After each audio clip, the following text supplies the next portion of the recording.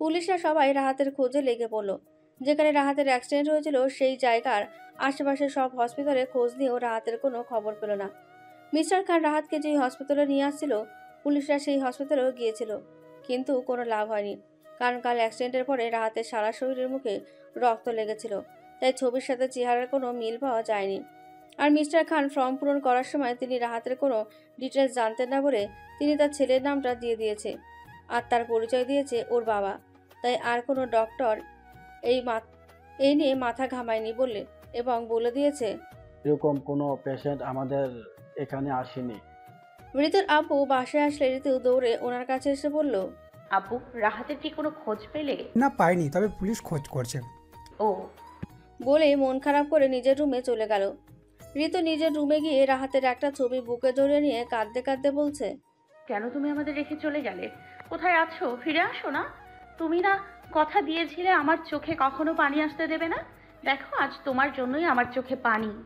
ঋতুর আম্মু কোনো রকম কিছু একটা রান্না করলো। একার কেউ খাবে নাকি তাও জানে না সে, কিন্তু না খেলে যে সবাই অসুস্থ হয়ে পড়বে। ঋতুর আম্মু রান্নাঘর থেকে বাইরে এসে রাহাতের আম্মু আর ঋতুর আব্বুকে খেয়ে নিতে বলল, কিন্তু ওনারা খেতে রাজি না, মন খারাপ করে বসে আছে। আপনাদের অবস্থা আমি বুঝছি। নিজের আপন কেউ হারিয়ে গেলে কেমন লাগে আমি জানি, কিন্তু এইভাবে না খেয়ে থাকলে তো আপনারা অসুস্থ হয়ে যাবেন। তারপর অনেক জোরাজুরি করার পর ওনারা একটু খেলো, আর ঋতুর আম্মু ঋতুর জন্য খাবার বেড়ে নিয়ে ওর রুমে চলে আসলো। ঋতুর আম্মু রুমে ঢুকে থাকে ঋতু রাহাতের ছবি বুকে জড়িয়ে ধরে কান্না করছে। তা দেখে উনি ঋতুর পাশে গিয়ে বসে বলল, ভালোবাসিস খুব, তাই না? হুম। দেখবি ও তোর কাছে ঠিকই ফিরে আসবে। কিন্তু ও এখন কেমন আছে আর কোথায় বা কোন অবস্থানে আছে? আর ওর কি আমার কথা একটু মনে পড়ছে না? যেখানেই থাক, ও নিশ্চয়ই ভালো আছে। তুই এখন কিছু খেয়ে নে। এভাবে না খেয়ে সারাদিন কান্না করলে তো অসুস্থ হয়ে যাবি। না, আমি কিছু খাবো না। দেখ ঋতু, পাগলামি করিস না, কিছু খেয়ে নে। বললাম তো আমি খাবো না। এমন করলে কি রাহাত ফিরে আসবে? তার থেকে ভালো কিছু খেয়ে আল্লাহর কাছে রাহাতের জন্য দোয়া কর, দেখবি রাহাত খুব তাড়াতাড়ি ফিরে আসবে। হুম। তারপর উনি ঋতুকে বুঝিয়ে শুনিয়ে নিজের হাতে খাইয়ে দিয়ে নিচে চলে আসলো। এক সপ্তাহ পর রাহাত এখন মোটামুটি সুস্থ, কিন্তু মাঝে মাঝে মাথাটা অনেক ব্যথা করে। ভাইয়া, আজ আমরা দেশে ফিরে যাব। তুমি প্রথমে আমাদের বাসায় যাবে না তোমাদের বাসায়? এই কদিনে দীপার সাথে রাহাতের ভাই বোনের মতো সম্পর্ক হয়ে গিয়েছে। আজ দীপার জন্যই রাহাত এত তাড়াতাড়ি সুস্থ হয়ে উঠেছে। আমাদের বাসায় যাব। সবাই আমাকে একদিন না দেখতে পেয়ে এখন কেমন আছে কি জানি। আচ্ছা, ফোন করে বলে দিলেই তো পারো। না, একেবারে বাস গিয়ে সারপ্রাইজ দিব। ও হুম। আচ্ছা, তুমি আমাকে তোমার পরিবারের সবার কথাই তো বলছো, কিন্তু সেদিন তোমার ভাইয়ার ব্যাপারে কিছু বলতে যেয়ে চুপ হয়ে গিয়েছিলে কেন? ভাইয়া, এসব কথা বাদ দাও। বাদ দিব? কেননা আমাকে বলতে কোনো সমস্যা হলে বলার দরকার নেই। না, সমস্যা নেই, শোনো তাহলে। তারপর দীপা ওর ভাইয়ার ব্যাপারে সবকিছু বলল। ওর ভাইয়া ওকে কতটা ভালোবাসতো, ও সব আবদার পূরণ করতো, ইত্যাদি ইত্যাদি বলল। আর ওর ভাইয়া কিভাবে মারা গিয়েছিল এই কথাও বলল। শেষের কথাগুলো বলতে গিয়ে দীপা কেঁদে ফেলল। রাহাত বলল, তোর ভাইয়া নেই, এই যে এখানে আছে না একটা, আজ থেকে আমি তোর আপন ভাই। তোর যখন ইচ্ছা আমাদের বাসায় চলে আসবি, যতদিন পারবি থাকবি। সত্যি? রাহাতকে জড়িয়ে ধরে বলল, পাগলি। তারপর ওরা দুজন মিলে গল্প করতে লাগলো। এদিকে এই এক সপ্তাহেও রাহাতের কোনো খোঁজ পাওয়া যায়নি। রাহাতের আত্মীয় স্বজনরা এখানে এসেছে, সবাই মিলে রাহাতের আব্বু আম্মু আর ঋতুকে সামলাচ্ছে। আজ রাতে রাহাতের ফ্লাইট, আজ ওরা দেশে চলে আসবে। ভাবতেই রাহাতের অনেক ভালো লাগছে। কতদিন পর বাসায় যাব, সবাই কেমন আছে কি জানি। আর ঋতু পাগলিটা কি আমাকে মিস করছে? আচ্ছা, ও কি আমাকে এতদিন দেখতে না পেয়ে অনেক কষ্ট পেয়েছে? রাহাত বসে বসে এগুলোই ভাবছিল। তখনই দিবার আব্বু রাহাতের কেবিনে আসলো। এখন এটা কেমন আছে? এখন অনেকটা ভালো। আমি আপনাদের অনেক কষ্ট দিলাম, তাই না? আমার মেয়ের জন্য আজ তোমার এই অবস্থা। আজ ওর ভুলের জন্য তোমার জীবনটা।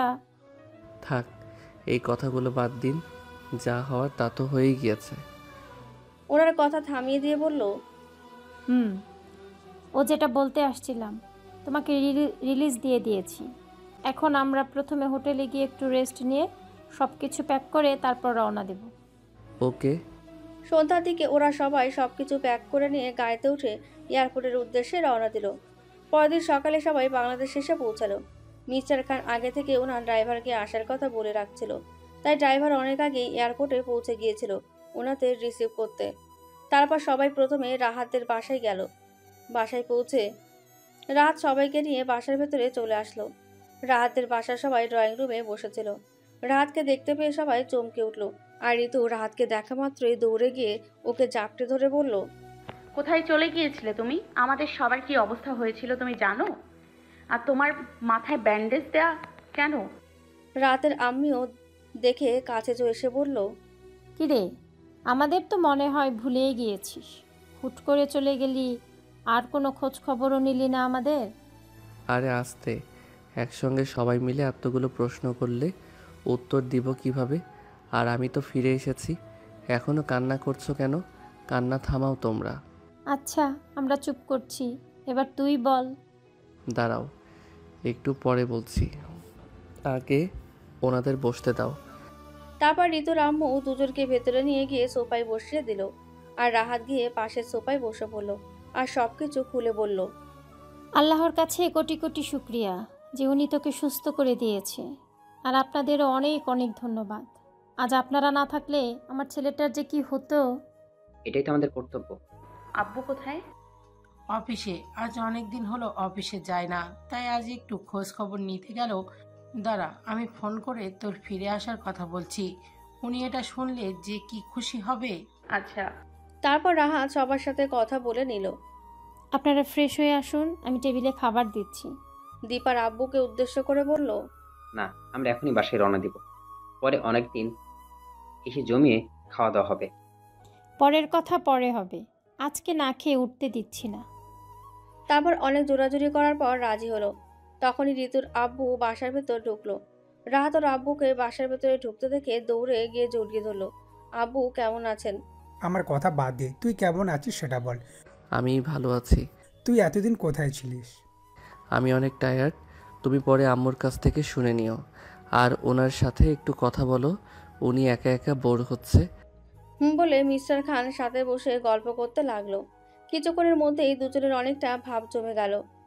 ভাইয়া, আমি এখানে বসে বসে বোর হচ্ছি কিন্তু। চলো আমরা রুমে গিয়ে আড্ডা দেই। চলো। ঋতু, তুমিও চলো, তোমাকে ওর সাথে পরিচয় করিয়ে দেব। তারপর ওরা তিনজন রুমে চলে আসলো। দীপা, ও হলো আমার একমাত্র ডেভিল বস এবং বউ। যা, কি বলে দিলাম, মনে মনে বললাম। কি বললে তুমি? আমি আবার কি বলবো? ডেভিল বস এবং বউ এইটা বলো নাই। তুমি তো ডেভিলই, আমি তো শুধু বস এবং বউ বলছি। ডেভিল কখন বললাম? তোমাকে তো আমি অসুস্থ, সেজন্যই তো কিছু বলতে পারছি না। তুমি দীপার সাথে একটু কথা বলো, আমি ফ্রেশ হয়ে আসছি। বলে ওয়াশরুমে চলে গেল। আর এদিকে দীপা ওদের কাণ্ড দেখে মুখ চেপে ধরে হাসছে। হাসা শেষ? তারপর দুজন মিলে গল্প করতে লাগলো। রাত ফ্রেশ হয়ে ওয়াশরুম থেকে বেরিয়ে দেখলো দুজন হাসাহাসি করে কথা বলছে। বাহ, দুজনের মধ্যে দেখছি ভালোই ভাব জমে গিয়েছে। আমার অনেক খিদে পেয়েছে দীপা, তুই ফ্রেশ হয়ে আয়, তারপর সবাই একসাথে নিচে যাব।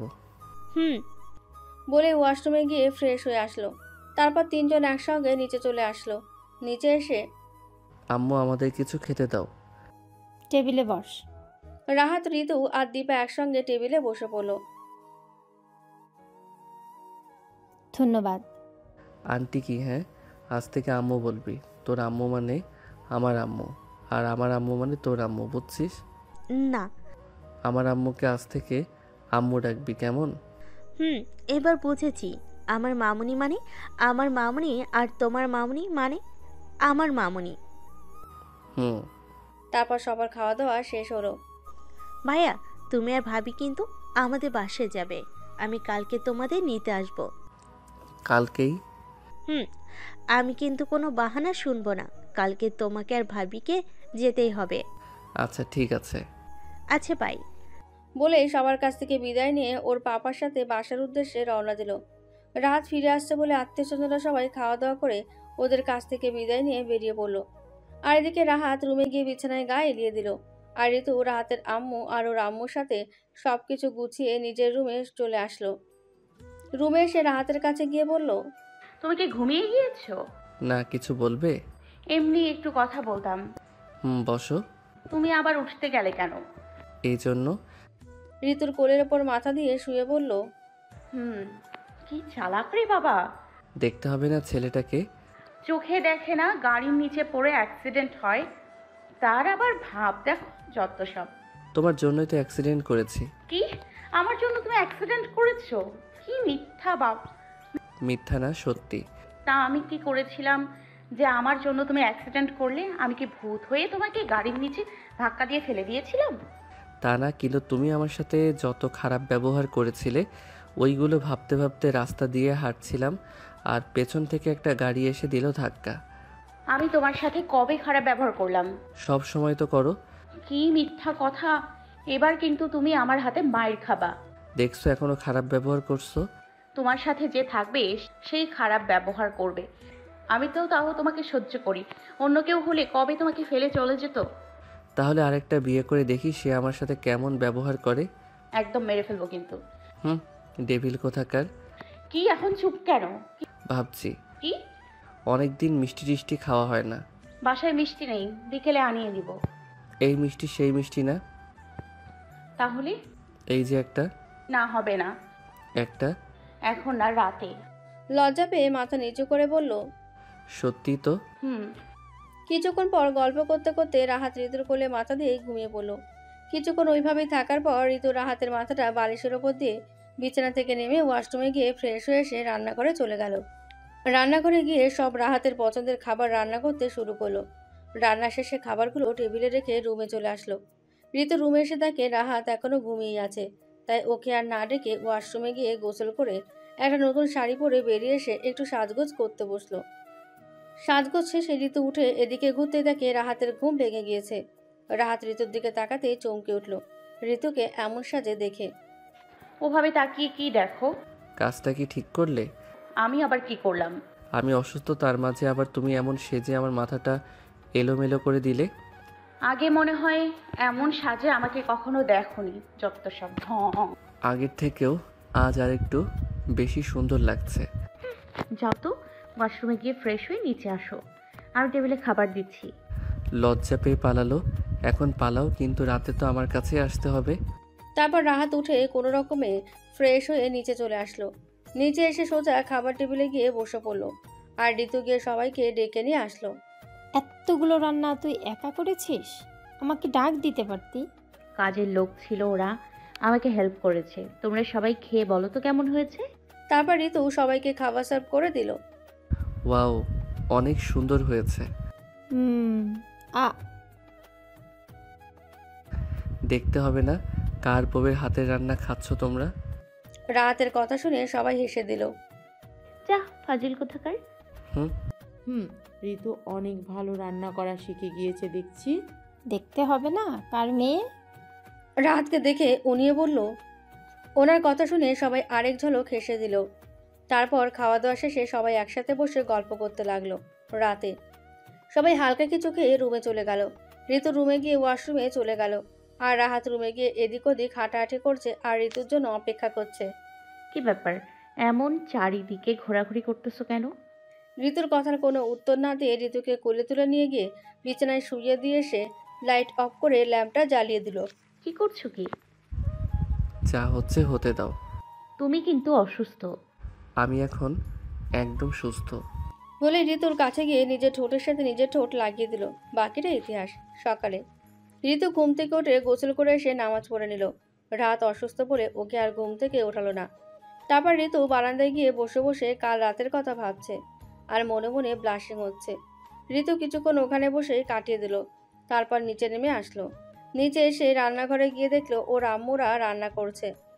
কিরে, তুই সকাল সকাল এখানে কেন? রাহাত অসুস্থ, সবসময় ওর পাশে পাশে থাকবি, কখন কি দরকার হয়। ও ঘুমাচ্ছে তাই আসলাম একটু। তাহলে তুই এখন গিয়ে একটু ঘুমিয়ে নে, আমরা এখানে আছি, তোকে লাগবে না।